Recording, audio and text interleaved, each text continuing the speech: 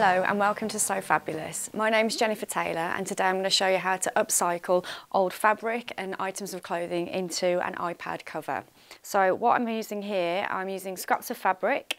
I'm also using my husband's shirt. You're going to need some wadding, scissors, paper scissors, pen, cotton and obviously a bobbin for your machine, tape measure and also your pin cushion.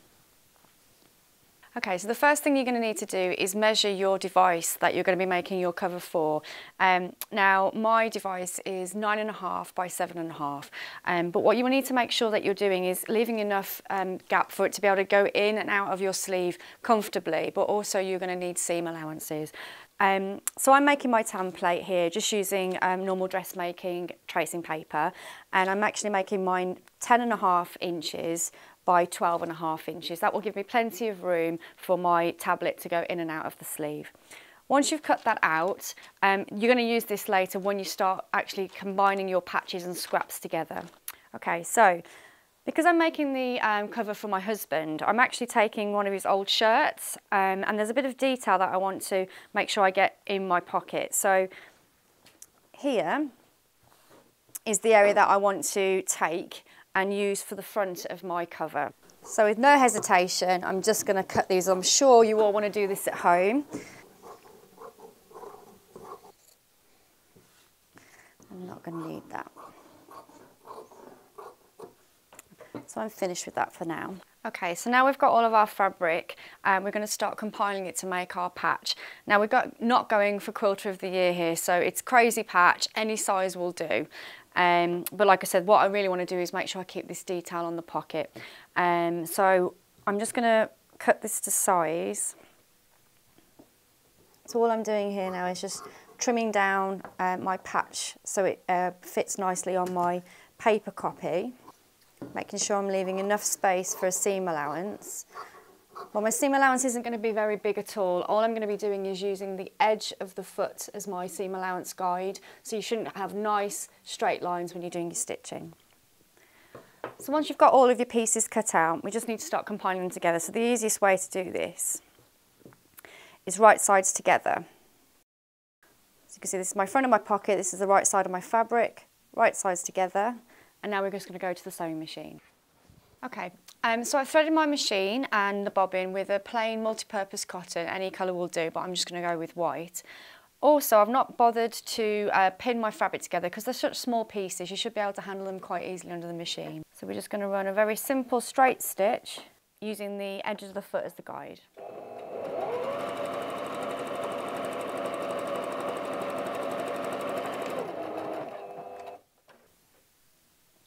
So now what I'm going to do is repeat that on the other side using my other offcut of fabric. Again, right sides together and just repeat.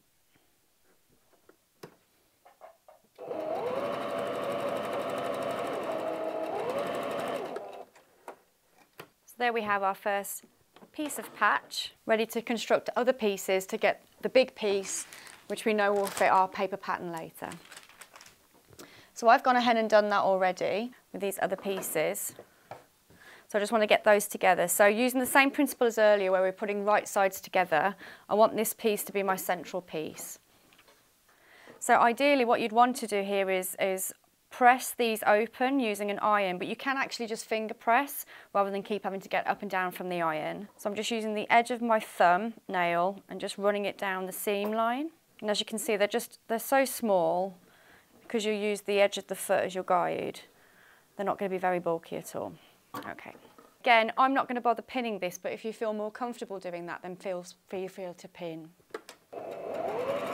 So again, I'm just repeating the process, doing a straight line of stitching, using the edge as a guide.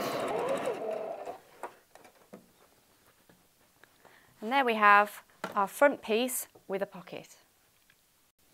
Okay, so I finished my first piece of patch. You're going to need to repeat that process because obviously you need a front and back to your cover. But then we're going to move on to the wadding. So here's my wadding now. I'm just going to cut it to size. So I'll just place that on top. And then I'm going to take my paper pattern that I've cut previously just to make sure that they're both going to be the right size. Now I know that this is slightly bigger than I need it to, which is great, so I just need to trim that to size. So if you just want to pin it in place.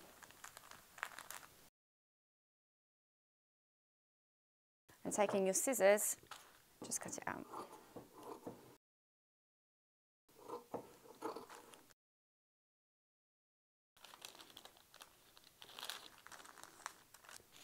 Okay, so now I've cut that out. You can see that I have two pieces exactly the same size, which will give me my front and back of my tablet cover. Okay, so what we're going to need to do now is cut some material for the lining of the pad. Now I'm actually going back to the shirt. So this part I want on show, and then I need this to cover the back. Again, making sure that I've got this button in the middle.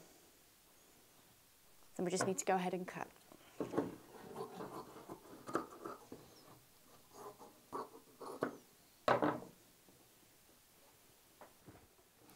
Okay, so what I'm going to be doing now is just quickly running a row of top stitching across just to secure my backing to my patchwork. What I've done is I've just added a few pins in place just to keep it attached to the wadding and the backing, and I'm just going to add a row of top stitching here just to secure my lining to my patch. Okay, so we need to be a little bit careful here because obviously I have buttons in place. But I'm going very close to the edge, so we should be able to get through without having to take the buttons off because I want to keep that detail. Just removing the pins as we go.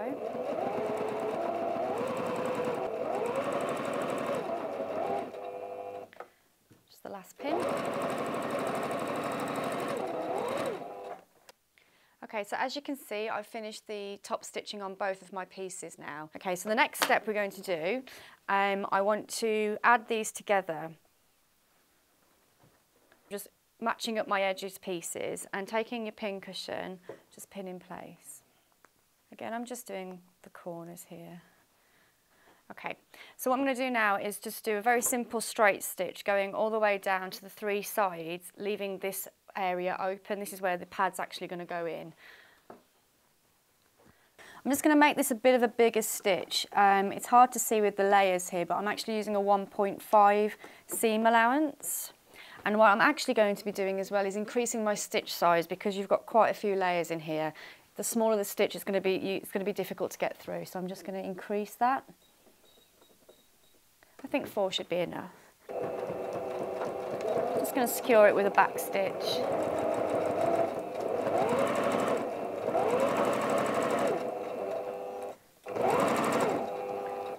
Okay. I'm actually going to put my needle down now and just spin it. And then go along the bottom. Again, keeping the needle in the fabric. Spin it.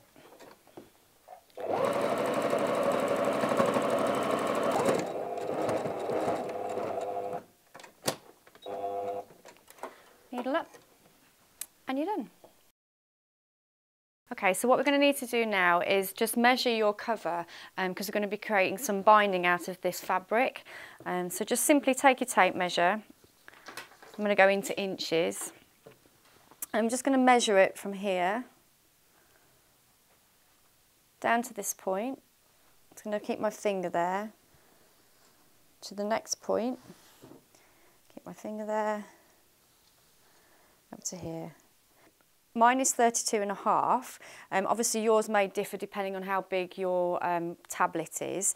But once you've got your measurements, you need to take your fabric and cut it to size. So obviously you want it to be 32.5 with a bit of seam allowance. So go 34, 35 inches, that'll be perfect. And I also need you to cut this to 2.5. So I've done this already with this piece. And I've done it to a 2.5 width. And now we're going to make that into a binding. Okay, so what I'm doing here, I'm doing it on the straight. So this isn't a bias binding, this is straight binding. And all you need to do is put the wrong sides together, meeting the edges, and iron. And you need to go all the way down on that. Once you've done that, you just need to bring them into the centre part here. So you've already made the crease line with the iron, which is directly halfway, and you bring in the edges to that crease line. Now you can get equipment to do this for you, but I prefer to do it by hand. And then you just repeat on the other side. And then And one last press, going back to the half mark. There you have your straight binding. Okay, so I have my binding. Now what I want to do is get this pinned to my pad. So taking the first fold, I'm just going to leave a little excess here so I can fold it under and make a nice edge. But I'm literally going to be pinning it to that stitch line there that we did earlier. So just taking the pin. There's quite a few layers here, so you need to be a bit forceful. So you're almost pinning in the ditch.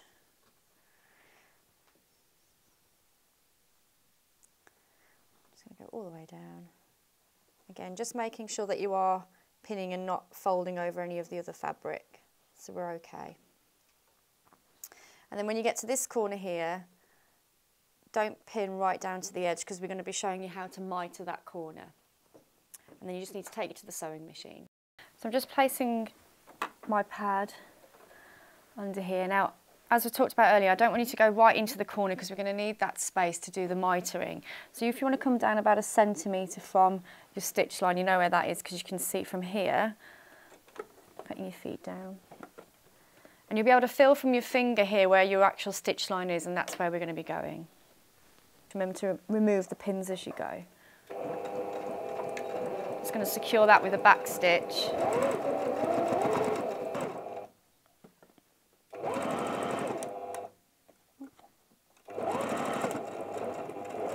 Again, at the very end, just securing with another back stitch. Okay, so now I'm going to be doing a mitered corner. So you just want to open your binding out, not this part, just the first fold. And you almost want to be coming back on yourself. And then at this point, you need to fold over, creating a corner. So you can see here in the corner now we've got a nice clean edge going into the next stitch line, and obviously we need to pin again. Just taking your pin, again pin in the ditch all the way down. We can tidy this area up later, but at least we know we've got enough fabric to go around the mitered corner. Okay, so it's back under the machine. Okay, so again as before, you want to just come away about 1 centimetre from the line. So you're just repeating what we've just done. Again, just removing the pins as we go.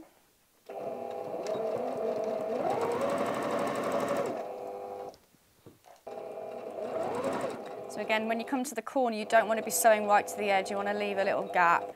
So just secure this with a back stitch. So it will look loose on that side, but again, we'll be tidying that when we come to do the back side of the pad. Okay, so I've gone around the 3 sides with my sewing machine, leaving the gaps that we discussed earlier. And now we're actually going to do some hand sewing. Now I know it's a laborious task, but it will give you a really clean, lovely, professional finish. So I'm just going to show you how to do this on the one corner, just to save some time. So I'm going to go with this side. Now normally you'd obviously start from the top, but just for the purpose of showing you how to do the corner, I'm just going to start here.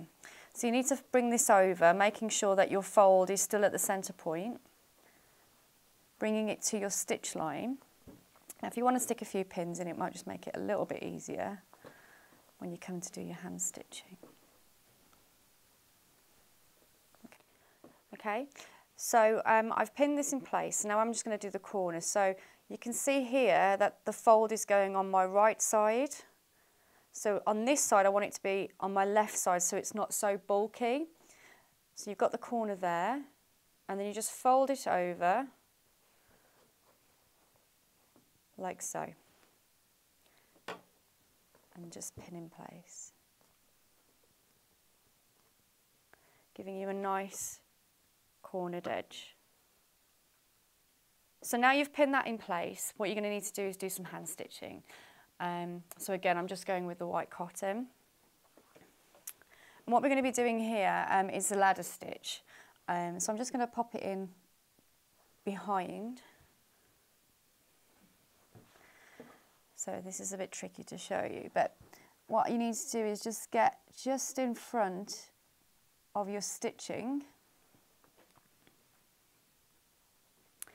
And then where the fabric folds here, you're going to be putting your needle in that fold and popping out the other side, but you want your stitches to be adjacent to each other, so almost like a ladder, hence ladder stitch.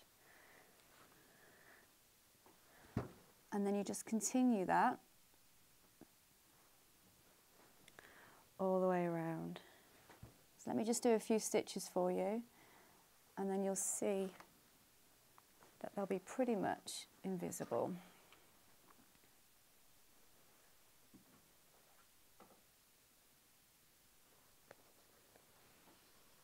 Okay, so I've just done a few stitches. I'll let you guess where I started from.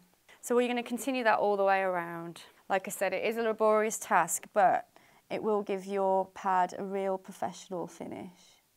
Okay, so I'm at the corner now and my needle is facing me. So I'm going to just pop it through that fold there. And then what I'm actually going to do is take it to the other side.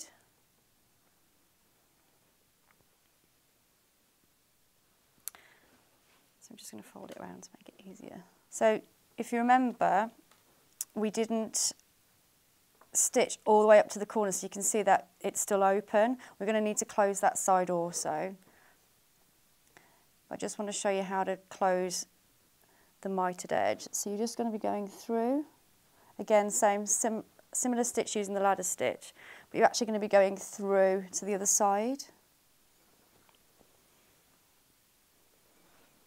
and going through the crease of the corner. And again, go through the other side. And again, through the crease. So when that's pulled tightly, you shouldn't be able to see the stitches.